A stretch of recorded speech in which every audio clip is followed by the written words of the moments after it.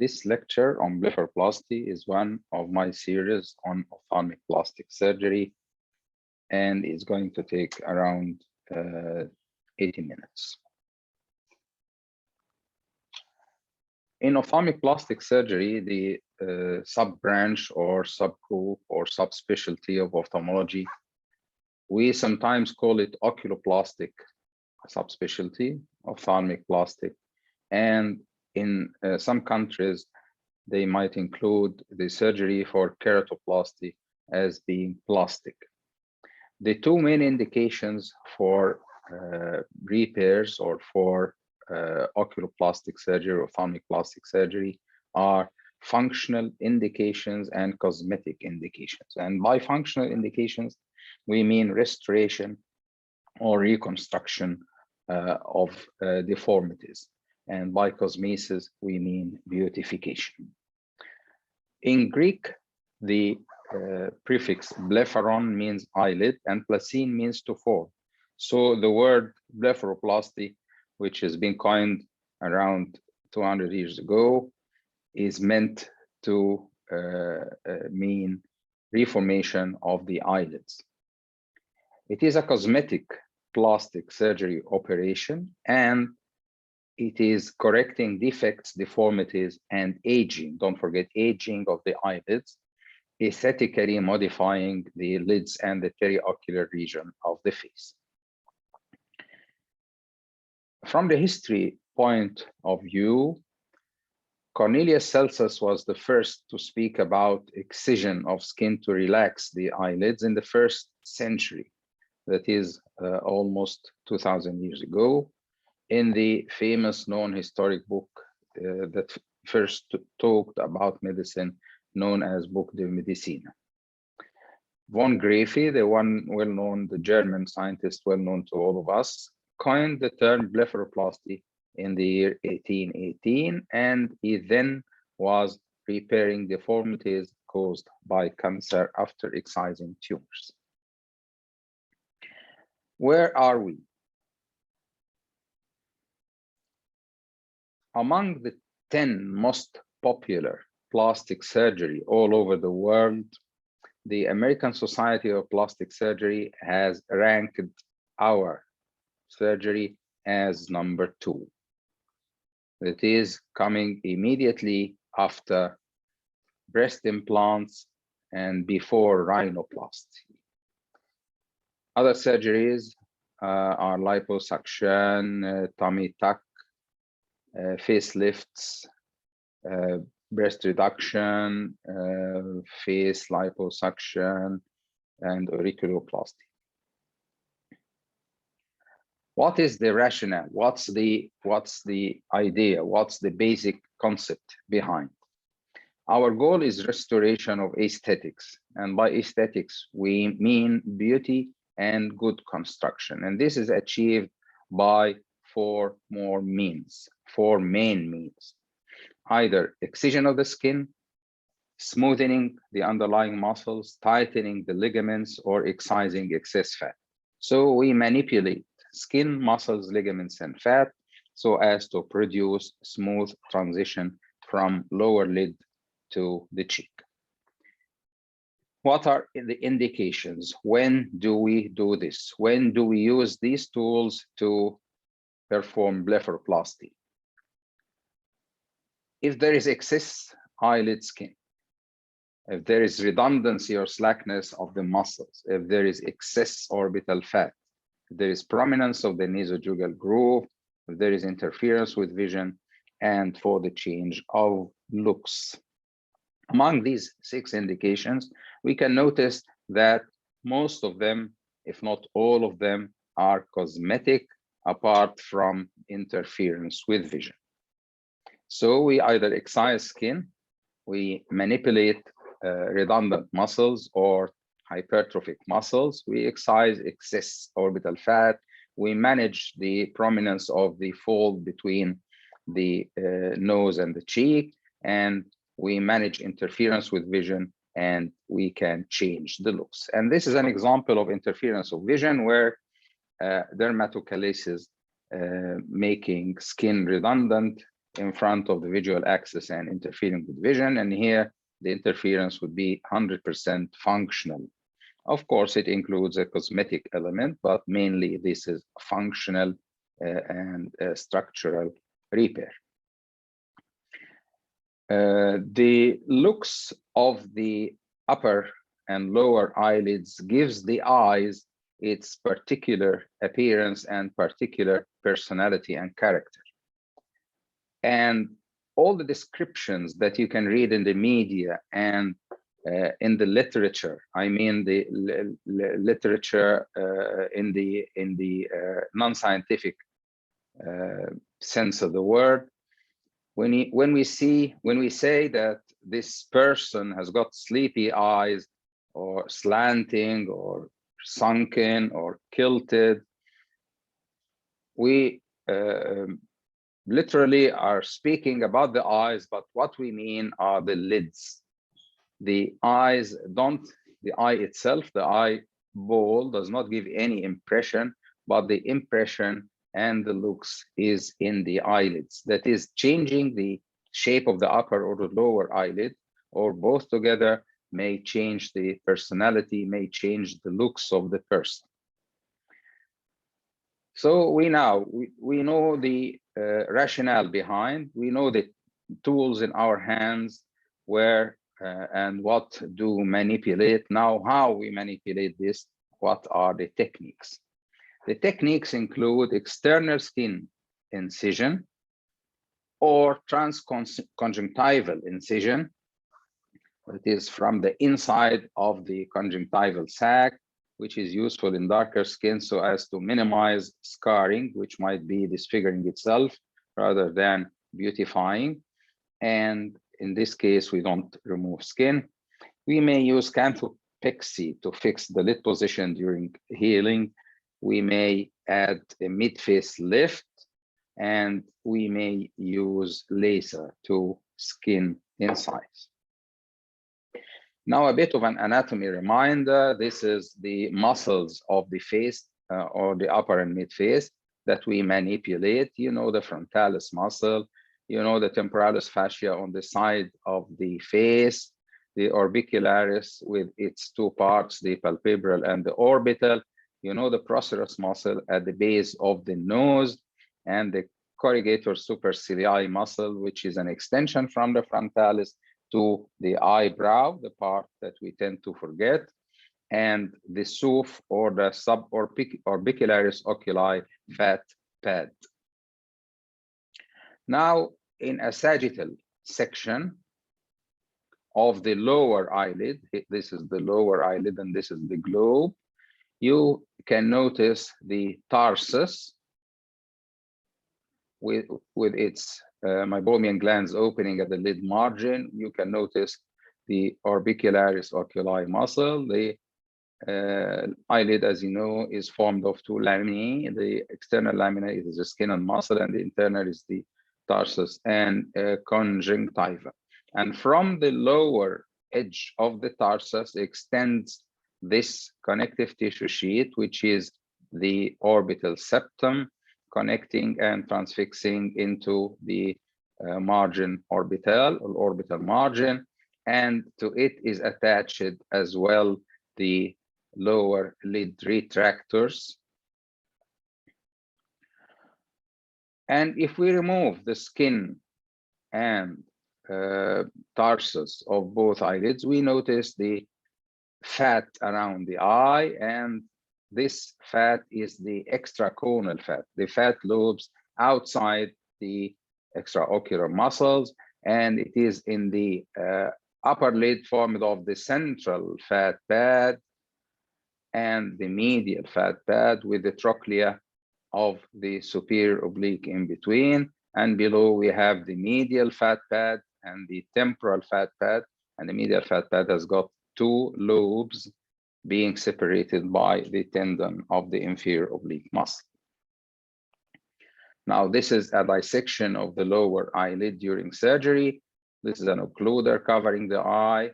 This is the lower lid margin, and this is the subciliary incision where you can notice this is the medial canthus where you can notice the medial and temporal fat pad. This is the medial, two lobes of the medial fat pad, and this is the temporal lateral fat pad.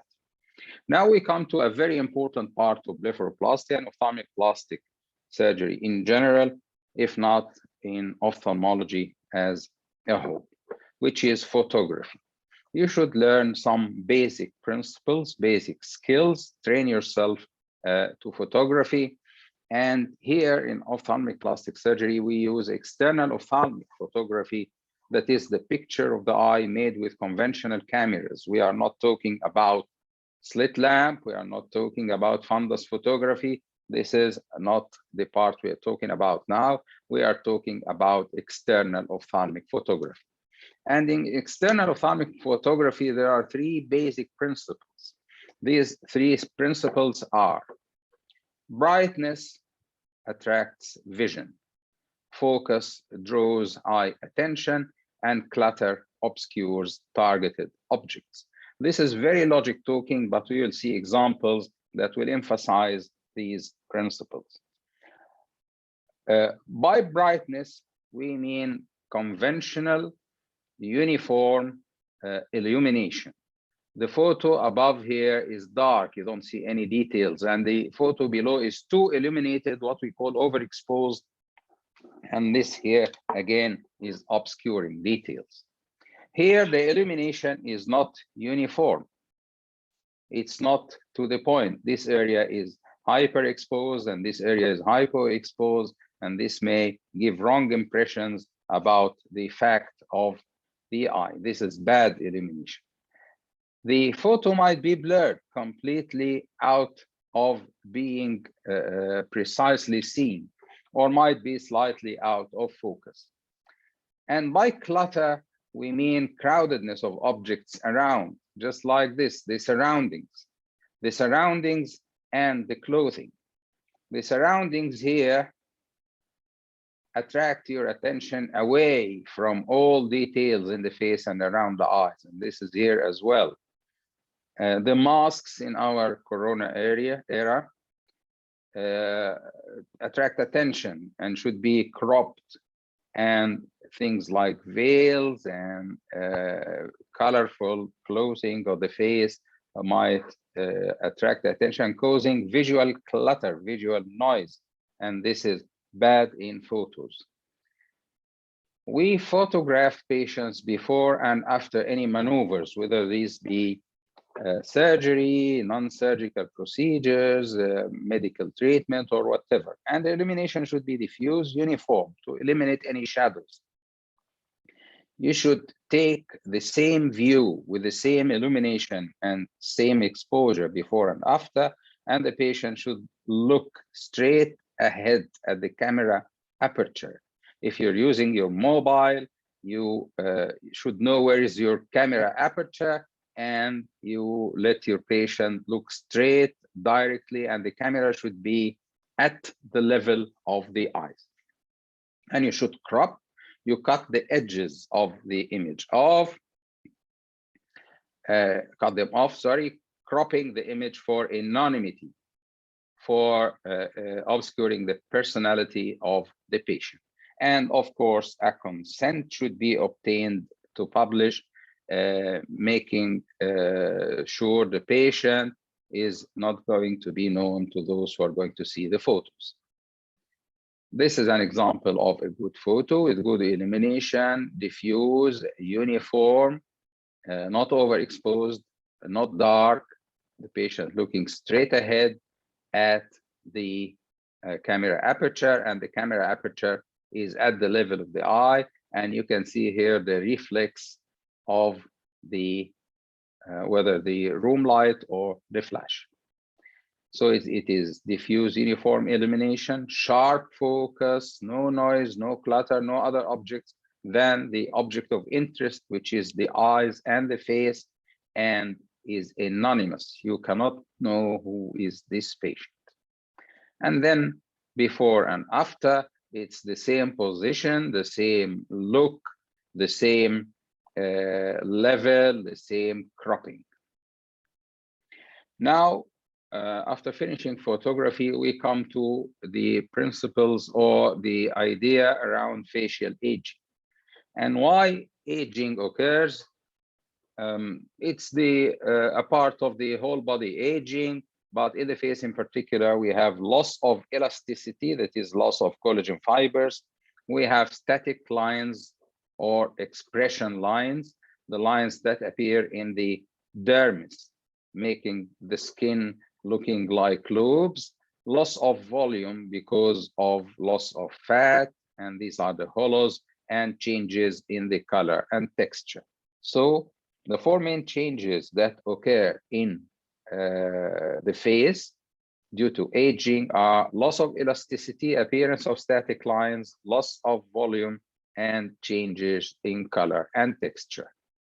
Loss of elasticity makes the skin become redundant and slack with protrusion of the fat behind, what we call fat herniation.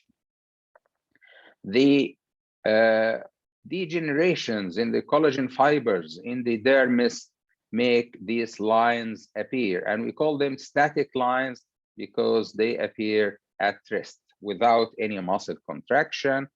The absorption of fat or disappearance of fat is a part of aging and causes what we call hollows.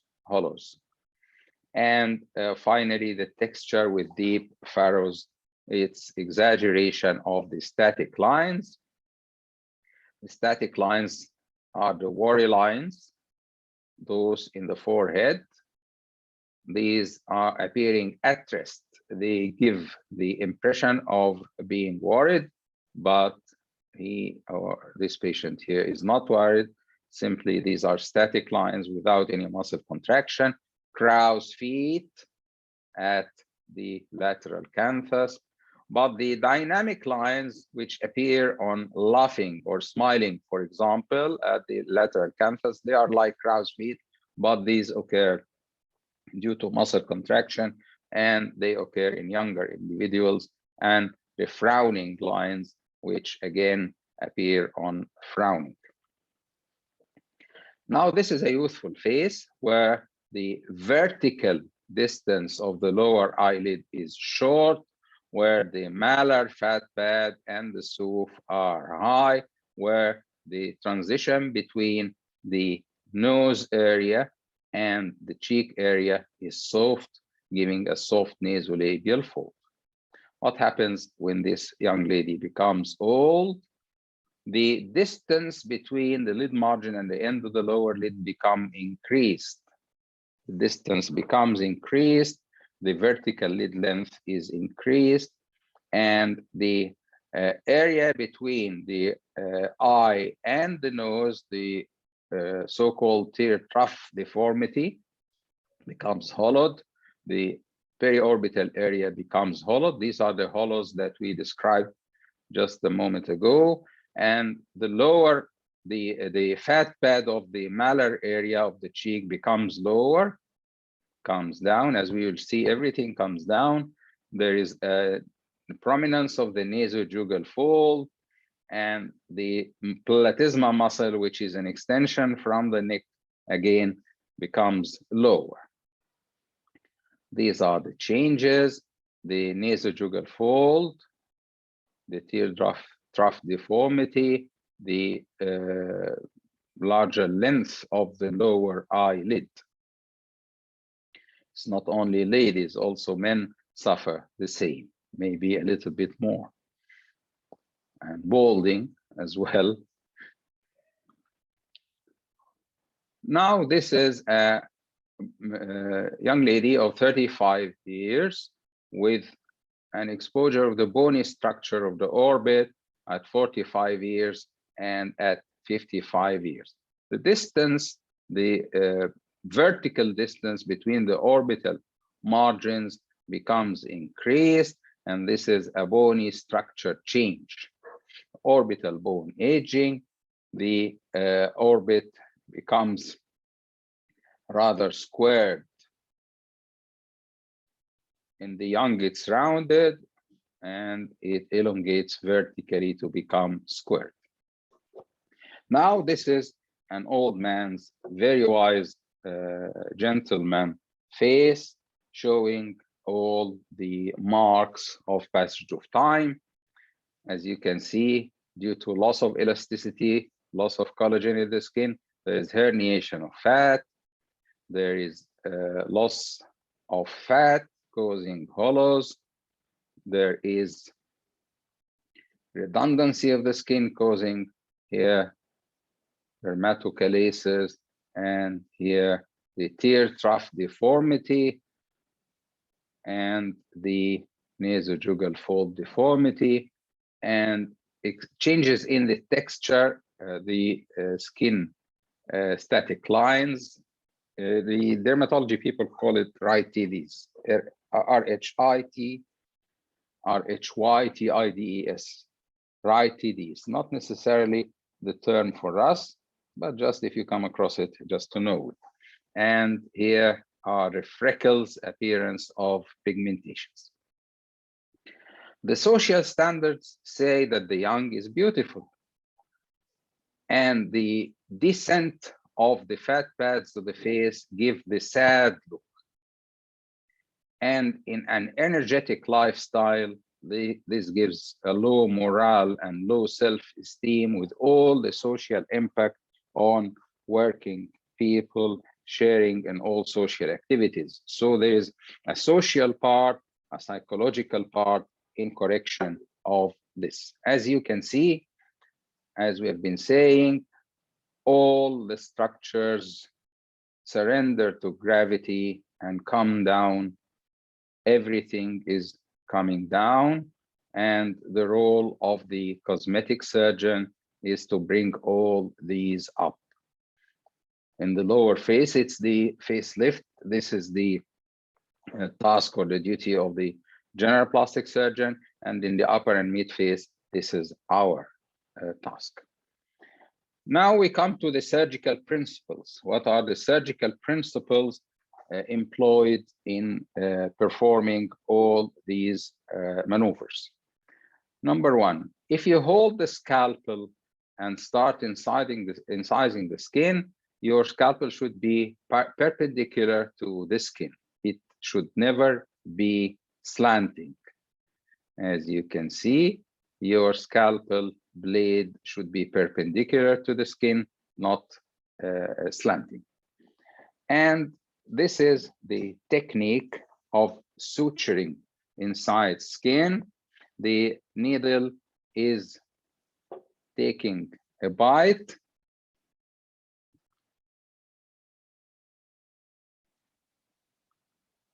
in a perpendicular fashion, just very equal distance from the two edges. You take a double throw of the long end and make your knot, exchanging the position of the two ends of your thread. The short was here, you took it this way, and the long was here, you took it on the other way, and here the reverse. In this way, you make a locking of the knot, and you incise the excess, and when you take it off, you just cut one end of it. Now there is an idea of classifying or nominating the areas of the face as the superior complex, which includes the upper lid and the forehead, the lateral complex, which includes the temple, and the inferior complex, which includes the inferior lid and the cheek. So the inferior lid with the cheek, the upper lid with the forehead, and the lateral complex. And this is very important when we do mid-face lift. We should know which complex we are managing. In upper eyelid blepharoplasty, we do measurements before starting to operate. And these measurements should be marked. You should mark your incisions. Make your measurements, be sure of what you are going to incise and what you are going to excise, and take time to draw lines before starting, and before giving the local anesthetic. These are the marks that we put on the skin before starting to operate. In the upper eyelid, we remove skin. In the lower eyelid, we rarely remove skin, but we may, and we remove fat as well. This is an animation of upper and lower blepharoplasty. We remove skin, we remove muscle in the lower lid, sometimes muscle in the upper lid, and we then suture. And the suture might be interrupted or continuous, as we described in the last lecture of Introduction to Surgery. And there is the type of cosmetic suturing, which is called subcuticular, where all your bites are not in the skin, but rather in the dermis and hypodermis, where when you close the suture, you approximate the two cut ends of the incision without any bites in the skin, and this gives better cosmetic results.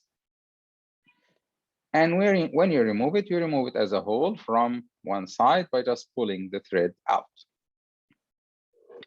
Now, we specify surgery for the upper eyelid, and by blepharoplasty of the upper eyelid, we make an incision, and this incision is in the upper palpebral crease. We excise part of the skin. We may excise some of the fat, as we'll see later, and we close the skin, and this decreases the size of the fold in detail. Now, this is the eyebrow, and this is the lid margin, and this is the upper crease. The distance from the lid margin to the crease is called the tarsal platform show. And the distance from the crease to the eyebrow is called the brow fat span. Plastic surgeons try to put measurements for this, but I don't agree to this. This might be of academic importance, but in the actual operating room, you don't stick to this. You stick to your eyes, to the patient's demands, but not to the measurements in the book. This is an example of a lady complaining that her upper lid is redundant. And this is after surgery. We raised her crease. I think ladies know what I'm talking about. This tarsal platform show is the area where ladies like to apply their cosmetic products, their eyeshadow. And if you increase it for her, decreasing the brow fat span, you are doing her a big favor where she can apply her eyeliner. She can find a stage, a platform, a big area to apply her eyeshadow, I'm sorry. Now, this is the example where we marked the skin. We excised the skin, and then we started suturing. And there is a very important basic principle in suturing. As you are going into the upper crease, you should take a part of the underlying muscle in your stitching technique to reform the crease. Because anatomically, we know that the crease is formed by insertion of the muscle into this crease. Now, this is a quick performance of upper eyelid blepharoplasty, where we excised the skin, cauterized, and then started suturing.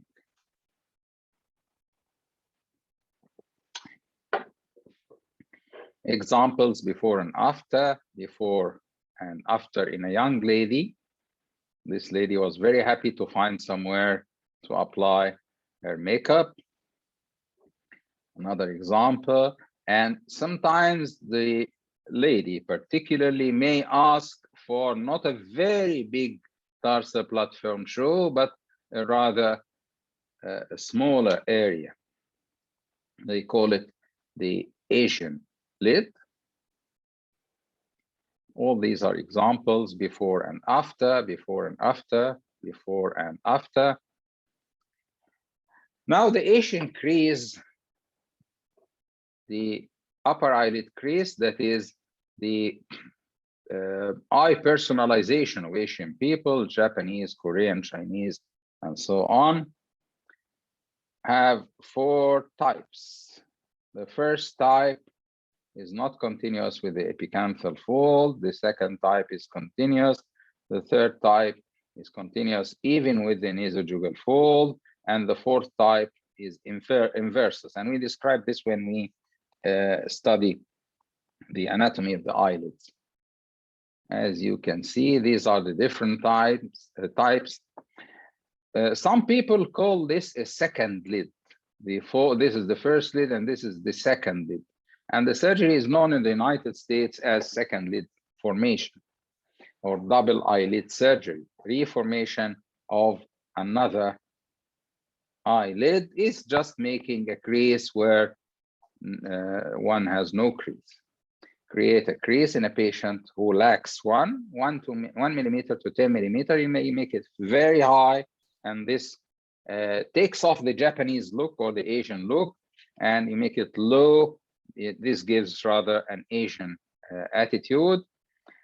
It's well known to be absent in half of the Asian population, completely absent, not just low, completely absent. And epicanthaloplasty may be added in the way that the patient demands, according to the consultation you give to the patient before surgery. Now we come to the lower lid. What do we do to the lower lid?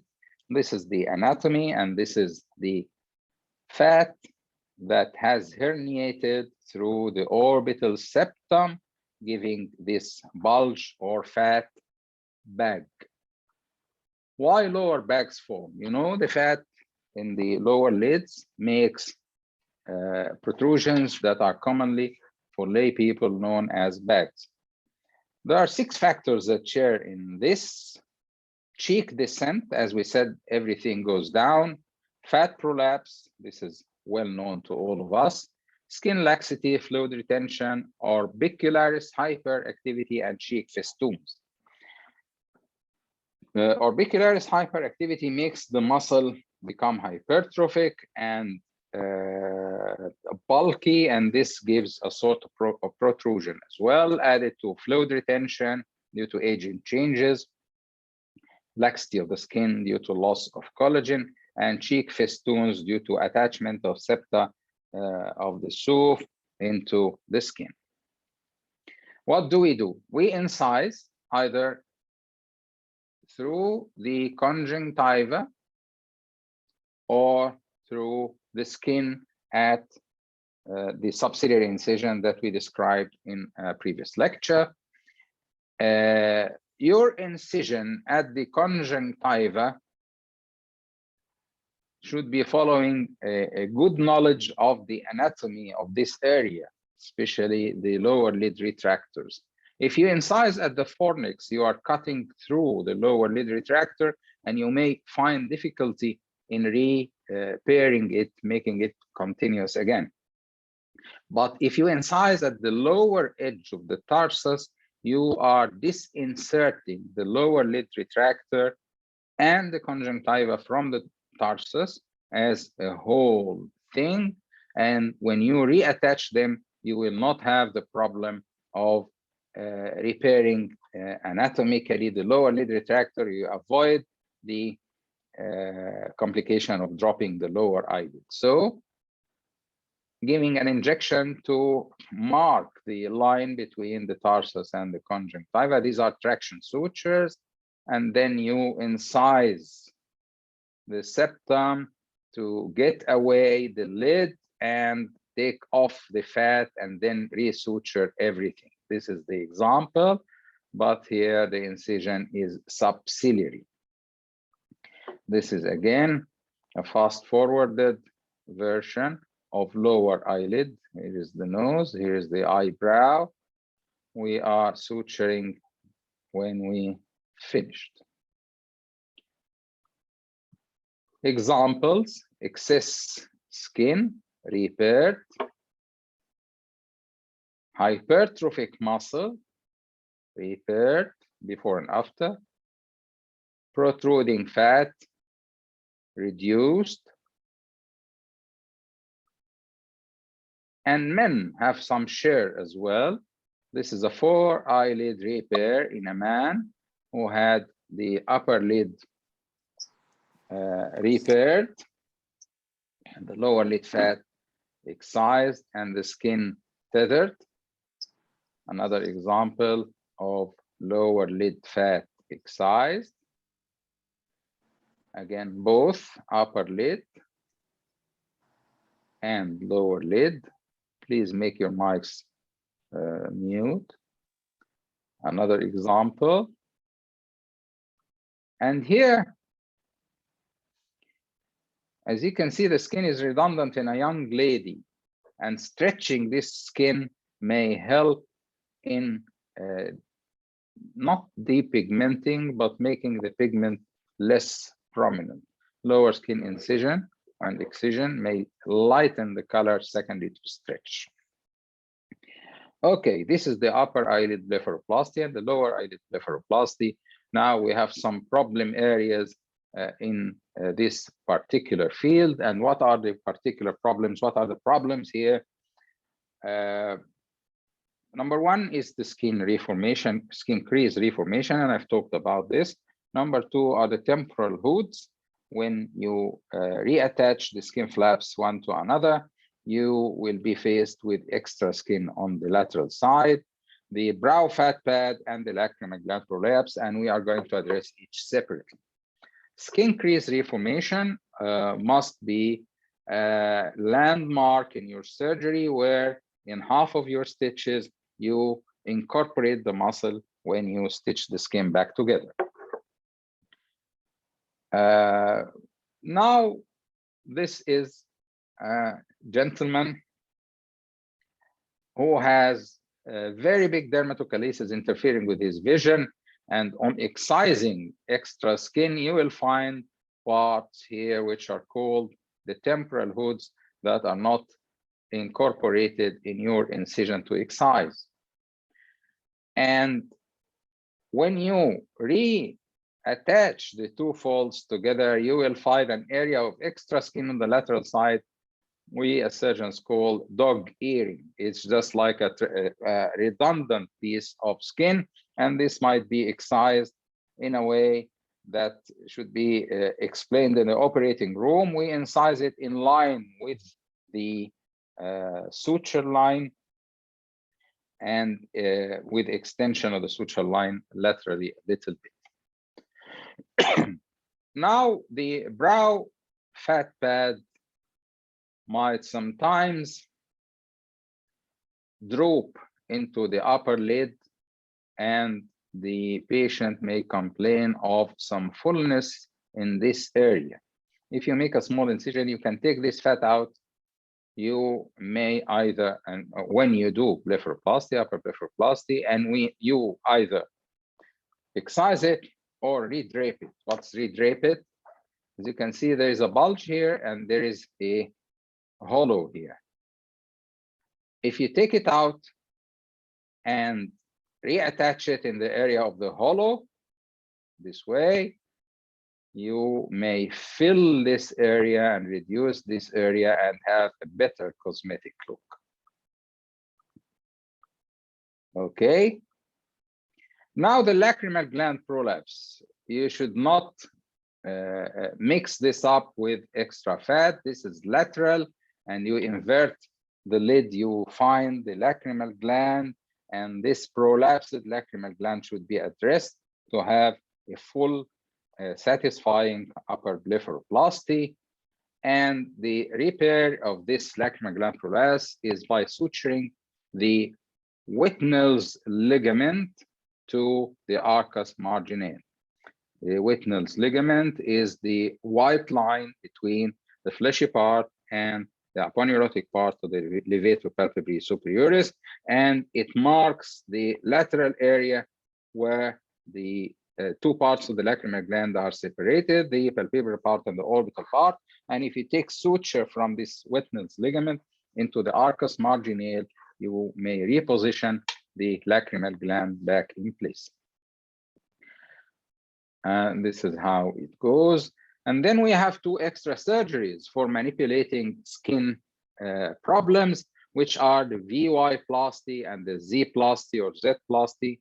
And these two surgeries are rather complicated and complex. And I tried my best to make some illustration to explain them to you. But the best way, of course, is to see either videos or be in the OR. What is meant by VY-plasty? Simply, VY-plasty is opening the skin in a V form and closing it in a Y form. Or the reverse, opening it in the Y form and closing it in the V form. Why? Let's see. This is a Y incision. I made an incision in the skin that looks like a letter Y. We dissected the incision, and then we transformed it by pulling this area down into a V, and we closed it like a V. What did we do? Look. If you have a scar here, and this scar is short, and you want to elongate this axis, you have done so. If you open a Y and close it V, you are elongating this skin area. Now, VY-plasty may help things like an epicanthal fold. If you open it in a Y and close it in a V, you may eliminate this fold. Now we come to Z-plasty or Z-plasty. It's a little bit more complicated, more complex, but we'll try to simplify it. It's indicated in lengthening wounds, just like VY-plasty, and redirection of scars, redirecting the axis of traction. And in composition, this is a Z on its side, and this is a Z. But here the angle is small, and here the angle is big. A narrow angle, you make a very narrow flap, this rectangular flap, you are risking its necrosis. And when you make it very big and you transposition them, take this flap here and take that flap here, you are having a difficulty with transposition. So the ideal thing is that this angle be 60 degrees. Now, the area or the length, the distance from A to B is that big. Now, I incise from A to B and then take two incisions at 60 degrees of the same length of AB. Okay, now I have the Z. I have this flap and I have that flap. Okay, they both have the same, as long as this angle is the same here and there, so they have the same distance of base. Then I dissect this triangle and take it this way, and dissect this triangle and take it that way. So I have a rectangle here with two flaps.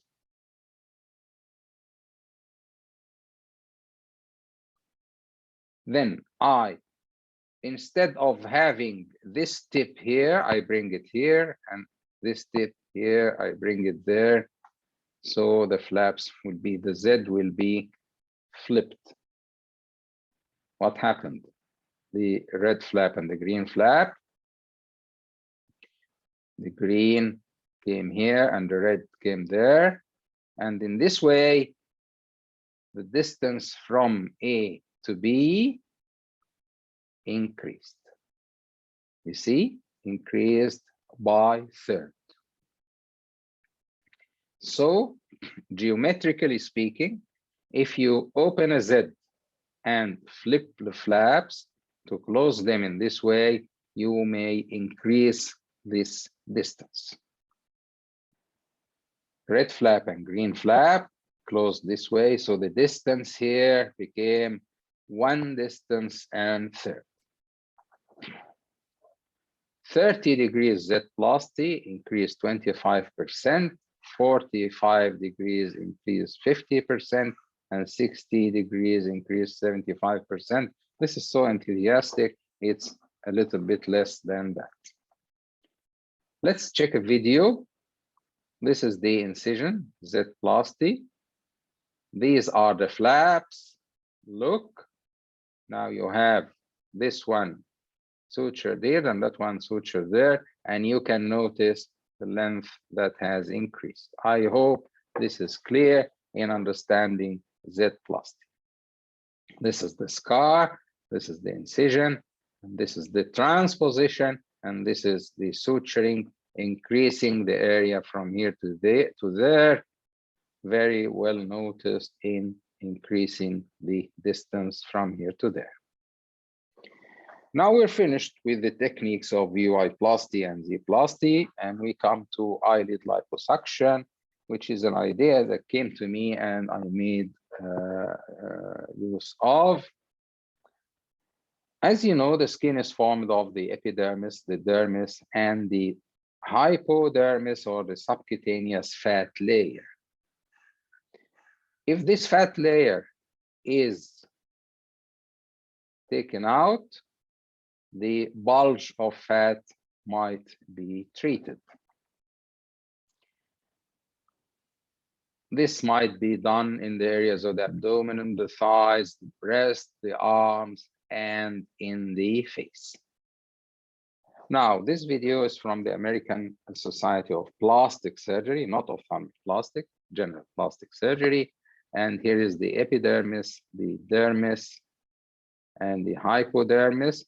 You use a wide bore cannula and you move it to make tunnels in the fat area. So you are breaking the partitions, the connective tissue partitions between the fat cells. And by applying suction, you may take this fat out.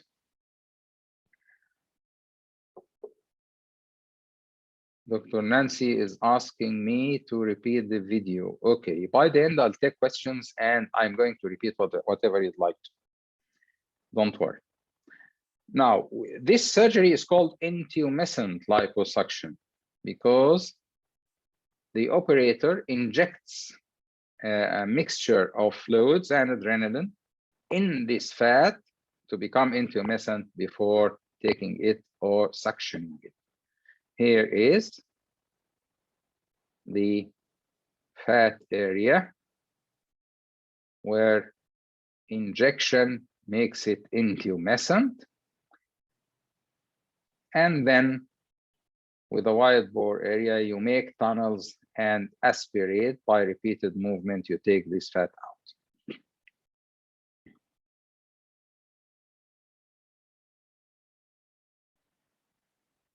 Infiltration by fluid mixture of sodium bicarbonate adrenaline with xylocaine in 200 normal saline 0.9%.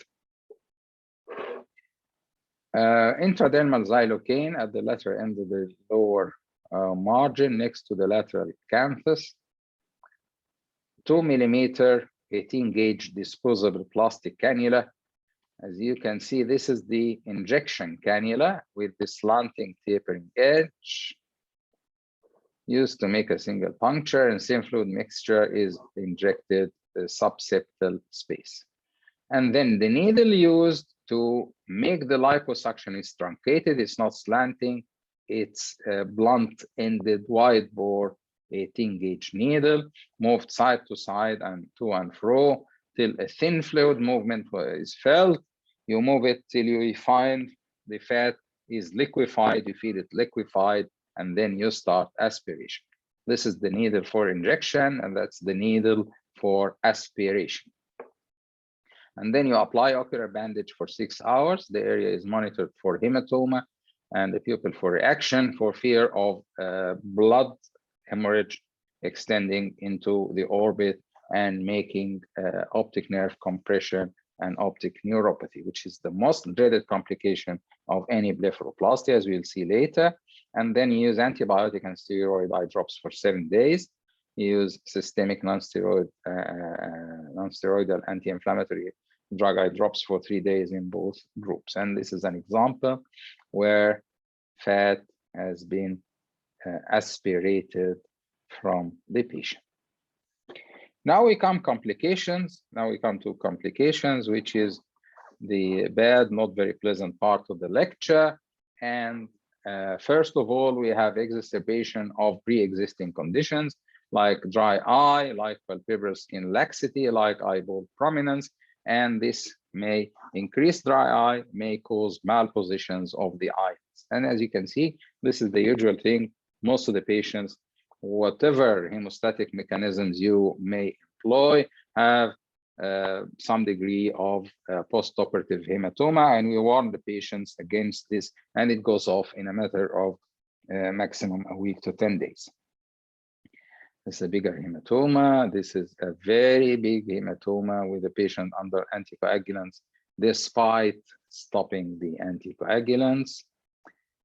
Conjunctival chemosis may occur, edema and recurrence. Sometimes the edema may stretch the remaining skin, depending on the collagen content, and this may lead to recurrence. Entropion may occur in some patients. Now we are going to end the lecture with the non-surgical techniques. And I claim no financial interest in none of the following products. With loss of elasticity, the FDA has approved 2 techniques, which are the machine called UL therapy and the machine called Plexer. UL therapy is ultrasound energy to stimulate production of collagen, and UL therapy is active plasma. This is for the skin redundancy. This is the machine called UL therapy, ultrasound stimulation of collagen production, and here this is the Plexer. This is the ultrasound collagen production. I never tried this, and in the literature, the results are not very encouraging, and the UL therapy is compared here to active plasma, which contracts skin. And actually, it contracts skin now, but in a matter of few weeks, the skin becomes back to its original condition, and it proved not to be very successful. Now for management of static and dynamic lines, the static lines are caused by muscle contraction. I'm sorry, the dynamic lines which occur in the young are caused by the muscle contractions, facial muscle contractions, and the static lines are caused by the collagen partition degeneration.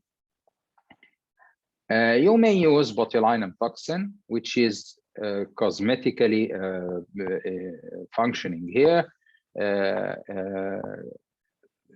In our country, Botox is more commercially known. This sport is not known to us in this country. This is a botulinum neurotoxin that gives a temporary paralysis of the muscle for the static lines. For hollows or loss of volume, you may use fillers like Juvederm, Perdies, Perlane, Restylane, and so on. To us, Juvederm is the most commonly known fillers. And for color and texture, skincare products like antioxidants, moisturizers, sunblock, chemical peels, light, vitalized peel. This is the name of the chemical peel product, and phenol with fractionated CO2 laser. Now the lecture is finished, and I am going to show you this video, which is a rather relaxing one. lady has undergone so many cosmetic surgeries like liposuction, insertion of new eyelashes, the remake of the eyebrow, change of color of the skin, fillers, changing even the hair, and rhinoplasty. But the brain is always forgotten. Knowledge, culture, morals, and experience are much more important than all this. Thank you very much. The lecture is finished.